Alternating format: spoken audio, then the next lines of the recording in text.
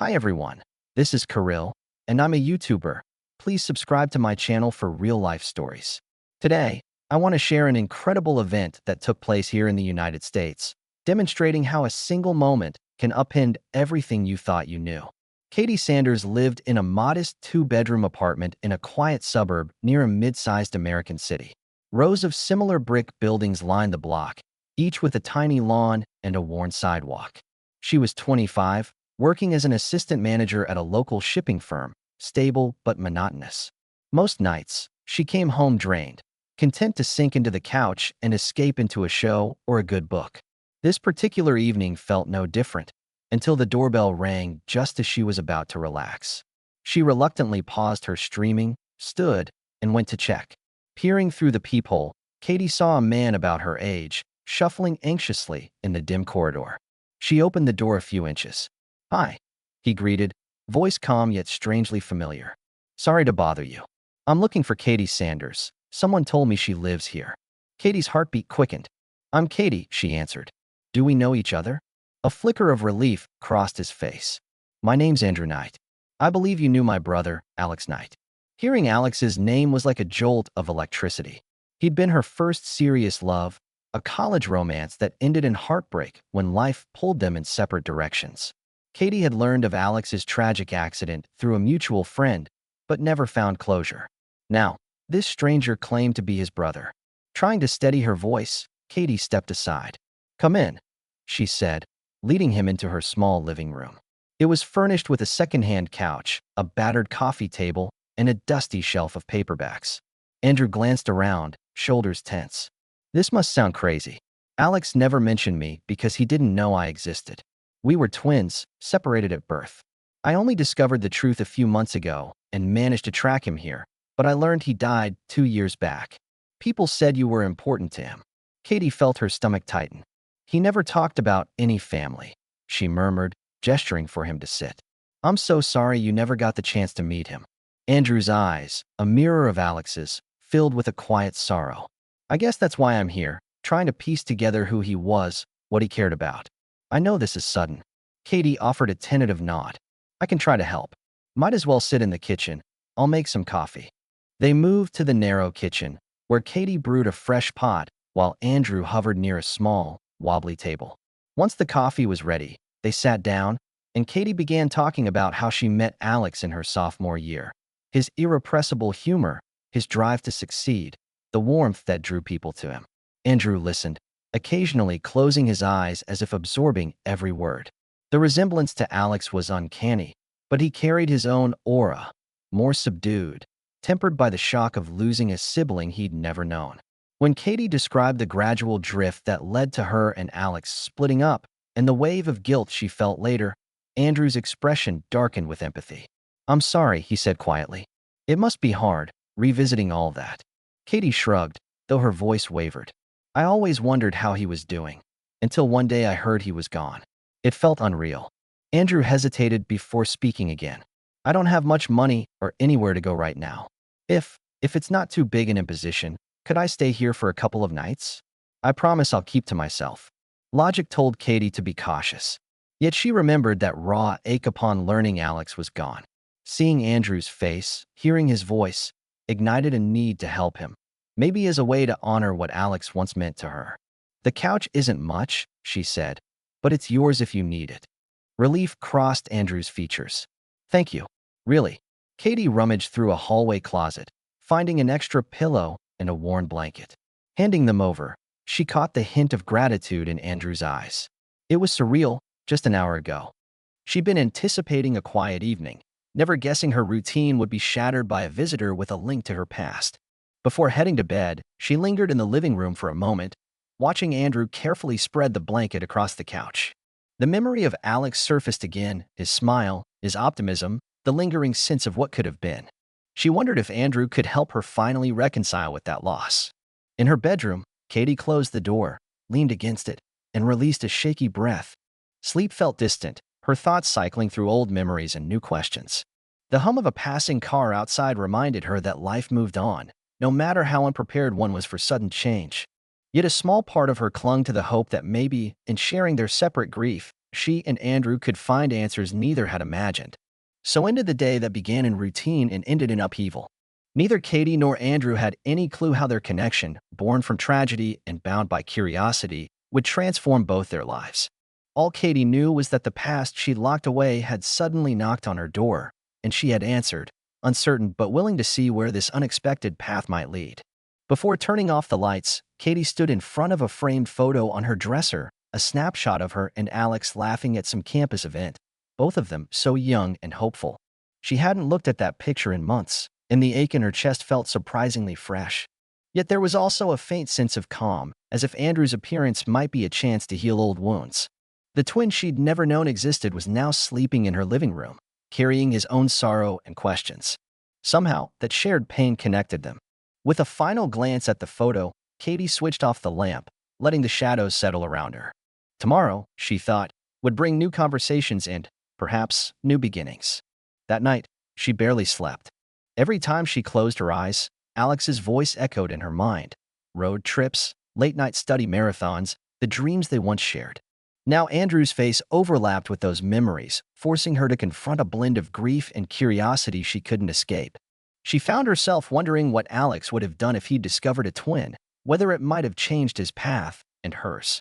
By dawn, Katie realized that she and Andrew had begun a journey neither of them had asked for, yet both seemed destined to navigate together. The next morning, Katie woke to the faint clink of dishes. She found Andrew rinsing mugs in the kitchen, trying to repay her kindness with small chores. He offered a tentative smile when he saw her. "Hope you don't mind," he said, gesturing at a fresh pot of coffee. "Figured this was the least I could do." She thanked him and poured herself a cup. In the daylight, Andrew's resemblance to Alex was even more apparent, and it stirred a mixture of unease and familiarity. They sat at the small table, the silence loaded with unspoken questions. So, Andrew began, about Alex. "I know I asked a bunch last night, but do you mind if we keep talking? There's so much I don't know, like what he studied, if he was happy." Katie set down her mug, bracing herself. "Sure. Ask away." Alex majored in business, but his real passion was music. He played guitar, talked about forming a band. "I'm not sure if he ever followed through." Andrew's face lit up. "Music? Huh? I play drums." Crazy to think we shared that interest. Katie wondered, not for the first time, how different Alex's life might have been if he'd known about Andrew. She forced a smile. He was stubborn, too. Once he set a goal, he worked nonstop for it. That's how he juggled classes and multiple part-time jobs. Andrew nodded slowly. "I'm told I'm the same way." They swapped more stories, Katie recalling Alex's quirks, how he could eat entire apple pies in one sitting, or how he pushed himself to the brink during finals. Andrew soaked up every detail, building a mental picture of the brother he'd lost. Halfway through, Katie's phone buzzed. She winced at a work message demanding her early arrival for an emergency meeting. Andrew glanced at her apologetically. "If you need to go." "It's fine," Katie sighed. "I just hate last-minute demands." She hesitated. "You can stay another night if you want. Motels cost a fortune." "You sure?" "Yeah," she said. "I'll be back this evening. Just lock up if you go out." He nodded, relief evident in his expression. Moments later, Katie was in her car, driving to work with her thoughts in turmoil. Images of Alex collided with the reality of Andrew. Part of her worried she was clinging to a past she should let go, but another part insisted Andrew needed her help. Work passed in a blur. Katie slogged through a chaotic budget review, her mind drifting to the night she first met Alex in college, how his laugh lit up the room, how he offered to teach her a chord progression on his guitar. She hardly noticed her boss's stern glare when asked to recheck finances. By evening, she returned home to find Andrew poring over papers on the coffee table, old records he'd dug up from a public office.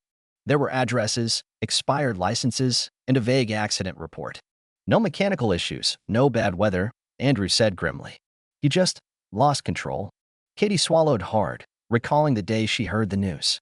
"I never read the details," she confessed. "It felt too painful." Andrew offered a sympathetic nod. "I get it. I'm not trying to drag you through that hurt again. I just need to know who Alex was and how this happened."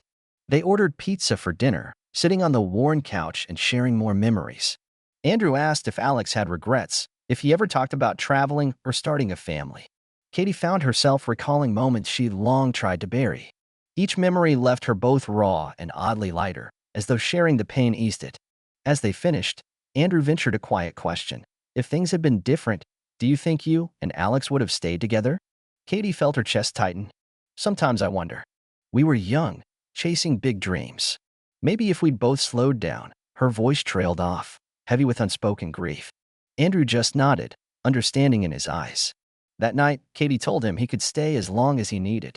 He thanked her with genuine gratitude, promising to keep digging for answers.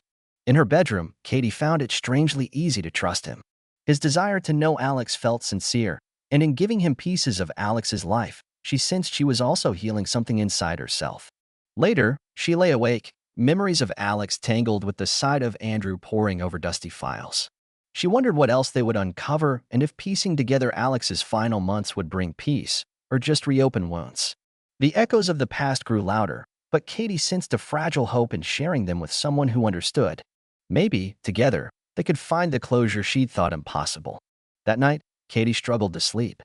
She kept imagining Alex at his old guitar, scribbling songs he never got to perform, and Andrew rifling through papers, determined to learn every fact. The irony weighed on her.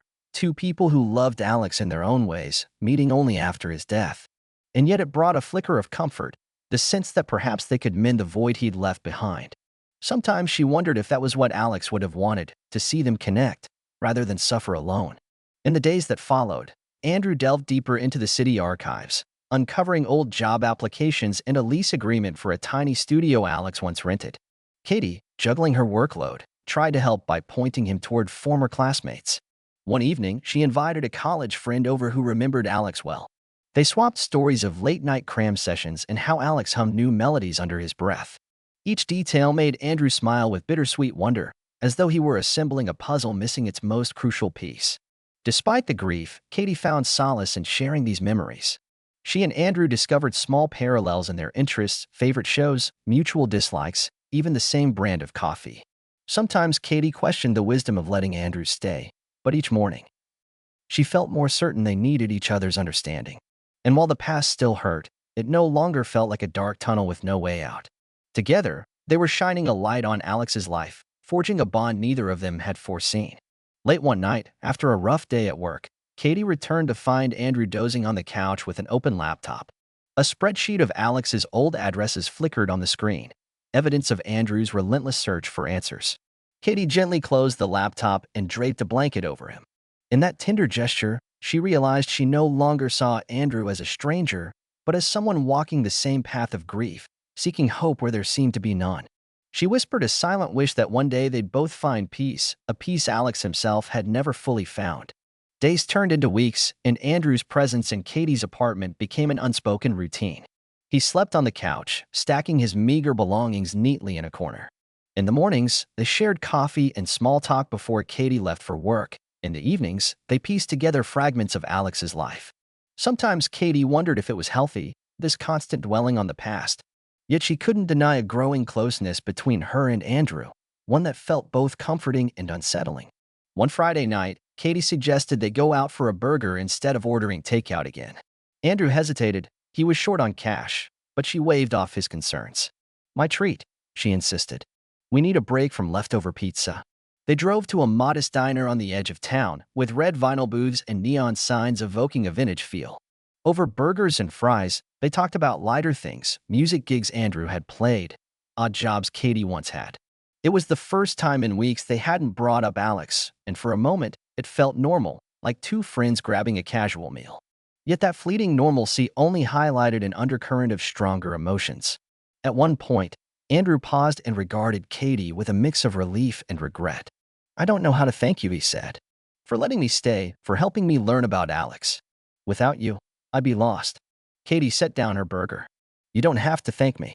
Part of me feels like I owe this to Alex, but another part wants to help you because..." She trailed off, heat rising to her cheeks. "Because what?" Andrew asked gently. She looked away. "Because you're not him, but you remind me to care again, to not bury the past so deep I can't feel anything." "I'm not sure if that makes sense." Andrew nodded, a hint of sadness in his eyes. "I worry about being a stand-in for him, but I also feel something real here." He let that statement hover, unspoken possibilities rippling between them. They drove home in contemplative silence. Katie's heart thumped, torn between guilt over Alex's memory and a growing warmth for Andrew. She couldn't deny her attraction. Andrew was Alex's twin, yes, but he was also distinctly himself. Somehow, that distinction made the feelings more tangible. That weekend, a call came from one of Alex's old classmates who'd seen Andrew's inquiries on social media. The classmate mentioned Alex's mother, Lillian Knight, might still be alive in Florida. Andrew's eyes lit with both hope and dread. He plunged into online searches, sifting through phone directories and property records, anxious to confirm this lead. Katie saw how determined he was. Late one night, she found him hunched over the kitchen table with scattered printouts. "Any luck?" she asked, setting a cup of coffee by his elbow. He shook his head. "Not yet. I might have found a phone number, but it's a guess.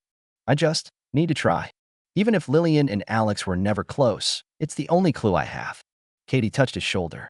"If you do reach her, and it leads somewhere, I'll go with you if you need me." She spoke without hesitation, startled by how genuine she felt. Andrew offered a grateful smile. In that dim light, their eyes locked, and Katie felt a jolt of closeness that transcended pity or shared grief. She muttered a quick good night, retreating to her bedroom with heart pounding. The following week, Katie found herself daydreaming at work, her mind drifting to Andrew. She recalled the ways he differed from Alex, quieter, steadier, and the ways he mirrored him, intense focus, a gentle heart. Was her emerging affection for Andrew genuine? Or was she trying to recapture what she'd lost? When Andrew finally attempted the phone call he'd uncovered, Katie stood by, nerves tangled. A woman answered, but it turned out to be the wrong number. Andrew ended the call with a weary sigh. Katie touched his arm in silent consolation. They spoke more that evening, and Katie brought out an old photo album. Pictures of Alex stared back, his confident grin, his messy hair, his laughter frozen in time. Andrew hovered beside her, asking questions in hushed tones, as though each snapshot was a portal to the brother he never knew. Their shoulders pressed together, and a comfortable hush settled in. A soft current seemed to spark between them. No words, just a mutual recognition that they'd ventured beyond simple roommate sympathy. "Katie," Andrew murmured, "I feel like we've known each other longer than a few weeks." She swallowed. "Me too," she whispered. The moment felt charged with possibilities. Andrew's hand rested on her arm, a gentle touch that made her breath catch. She didn't move away. That night, Katie dreamed of Alex for the first time in years. He was on a stage, playing guitar, while Andrew tapped a drumbeat to a tune she couldn't place. She watched from the crowd, torn between sadness and awe. Waking up, she wasn't sure if the tears on her cheeks were from regret or a fragile sense of hope. By morning, she understood her life had hit a crossroads. She could either remain haunted by Alex's memory or step forward into something new with Andrew. She had no guarantee it wouldn't end in heartbreak, but a quiet voice inside her insisted it was a path worth exploring.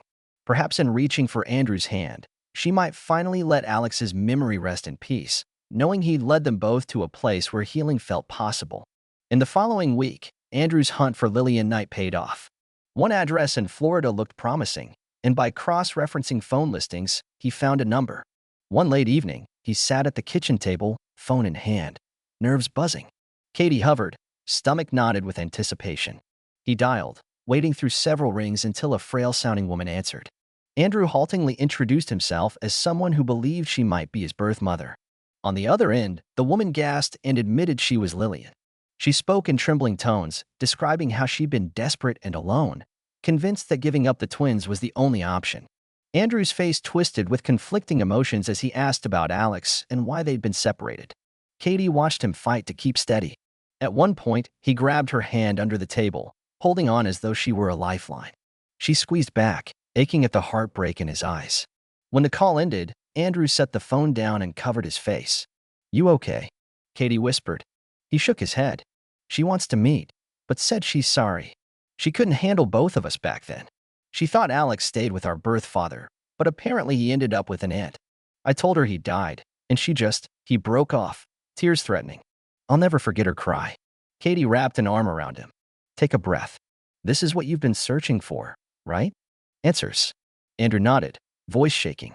"It doesn't magically fix everything. I'm so angry she didn't try to find us. But I also feel bad for her." They spent hours untangling the wave of raw emotion. The next days brought the question of traveling to Florida.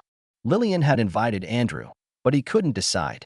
Katie reassured him that he had no obligation if he wasn't ready, yet a chance like this might never come again. One night, as Andrew paced the living room, Katie tried to soothe him.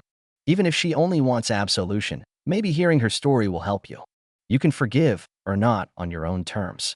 Andrew sank onto the couch, burying his face in his hands. I wish Alex were here to figure this out with me. Katie's chest constricted. She reached out, tucking a stray lock of hair behind his ear. I know. Sometimes I wish he was here too. They locked eyes, an unspoken gravity pulling them closer.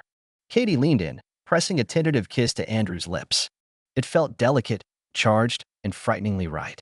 Andrew hesitated, then deepened the kiss, his hand cupping her cheek in a silent admission of shared longing. When they finally broke apart, they stared in breathless wonder.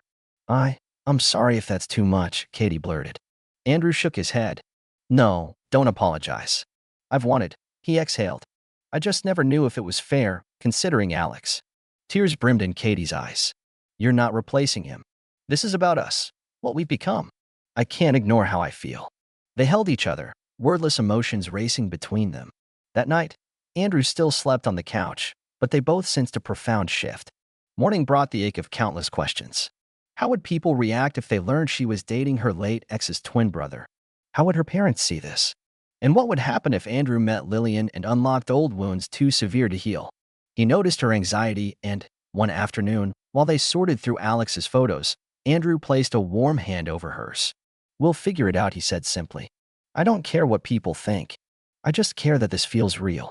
Katie squeezed back, daring to believe him. They agreed Andrew would head to Florida soon.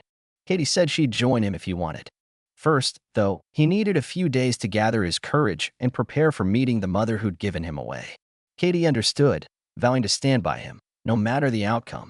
Late at night, when she replayed Alex's grin and recalled the way he'd once told her she deserved real happiness, she dared to hope he might approve.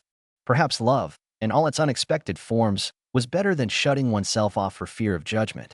Despite the ghosts of guilt whispering in the background, Katie chose to listen to Andrew's calm promise that what bound them now was more than just shared grief. It was a chance at genuine healing.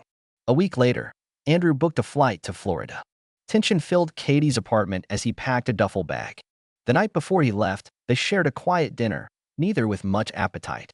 I'll call you as soon as I land, he promised, taking her hand across the table. Remember, I can come down if you need me, Katie said softly. Andrew's smile was edged with worry. Just knowing that helps.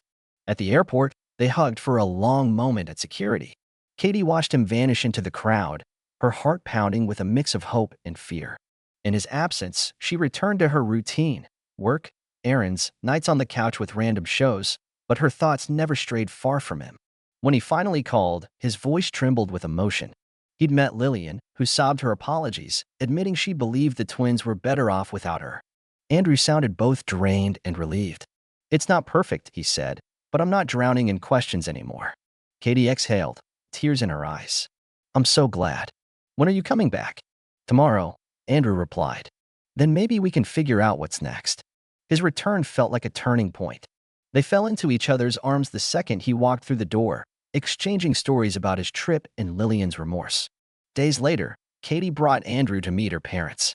They recognized Alex's features and reacted with polite confusion, but they were cordial, and her father even shook Andrew's hand goodbye. They'll need time, Katie said afterward. Just like we did. Andrew nodded. It's not easy for anyone, but I'm not running. He soon landed a job at a local electronics shop. Their days settled into a comfortable rhythm, punctuated by visits to Alex's gravesite, where they left flowers and shared a solemn moment. In time, Andrew moved from the couch to Katie's bedroom, no grand announcement, just a quiet merging of belongings. Friends whispered about the oddness of it all, but most saw the sincerity binding them together. Then, on a crisp fall afternoon at a local park, Andrew turned to Katie, eyes earnest. You know, he said, I wish Alex were still here, but I'm grateful for what we found. I want to spend my life with you. Tears welled in Katie's eyes as he offered a simple ring. Will you marry me?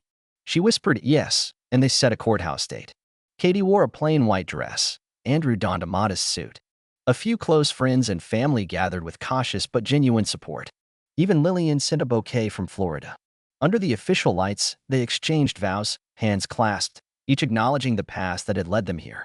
Later, at a modest backyard reception, Andrew made a short toast. He thanked everyone for accepting what some considered an unconventional bond. Katie spotted acceptance in her parents' eyes, no longer overshadowed by doubts. Under strands of soft lights, she and Andrew shared a dance. For the first time, she sensed she was living not under Alex's shadow, but in a fresh chapter that still honored him. She believed Alex, wherever he was, would understand. Their love story had roots in tragedy, but it bloomed into a testament that hope can emerge from unexpected places. As Andrew pulled her closer, Katie felt certain that what they had was real, an honest bridge between loss and a future neither had dared imagine. In that quiet joy, she whispered a silent thanks to Alex, believing he'd be glad they'd found each other. Their story was only beginning, free at last from the weight of lingering ghosts, yet never forgetting the one who'd brought them together.